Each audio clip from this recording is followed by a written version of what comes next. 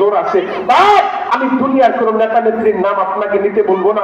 এই 3.5 হাত গদির ভিতরে যতদিন কান পাখি থাকবে ততদিন এই কণ্ঠের যে আওয়াজ উঠে আল্লাহর নামের স্লোগান উঠবে, এই কণ্ঠের যে আওয়াজ উঠে হকের পক্ষে আওয়াজ উঠবে। বাপ, দুনিয়ার কোন নেতা নেত্রীর নাম আপনাকে নিতে বলবো না। আমি কোন দলের দালালি করতে এই জায়গায় বসে নাই, কোন পীরের দালালি করতে এই জায়গায় বসে নাই।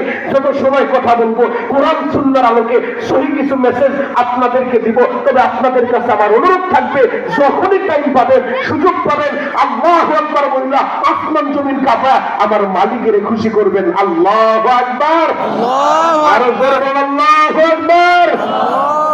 এবার ওমর রওনা হয়ে গেছে নিজের বোনের বাড়ির দিকে।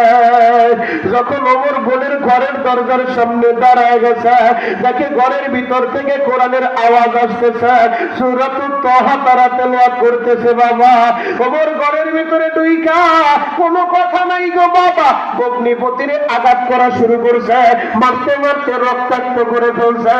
ওমরের বোন এবার হযরত ওমরের দইরা বলে, ভাইজান, সেই বাবার রক্ত তোমার শরীরে, একই বাবা খত্তবের রক্ত আমার শরীরে, আরেকটা বার যদি আমার স্বামীর গায়ে হাত ওঠাও আমি ছেড়ে দিব না রে ভাই। ওমর দেখে বোন আমার গরম হয়ে গেছে, ওমর এবার নরম হয়ে গেছে। ওমর বলে, বোন রে, তোরা কি পড়তেছিলি আমার হাতের ভিতরে দে। বোন বলে, ভাইজান, আপনি নাপাক শরীরে কোরআনের অংশ ধরা যায় না। তখন তো আর কনফিডেন্ট 30 পারা কোরআন নাজিল হয় নাই। সেই আয়াতগুলো নাজিল হইতো, ওই আয়াতগুলো তারা লেখা তেলাওয়াত করতো। বাবা, ওই আয়াতগুলো তারা মুখস্থ করতো।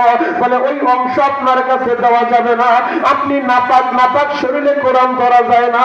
ওমর বলে, বোন রে, যদি আমি কোরআন ধরতে চাই তাহলে আমার কি করতে হবে?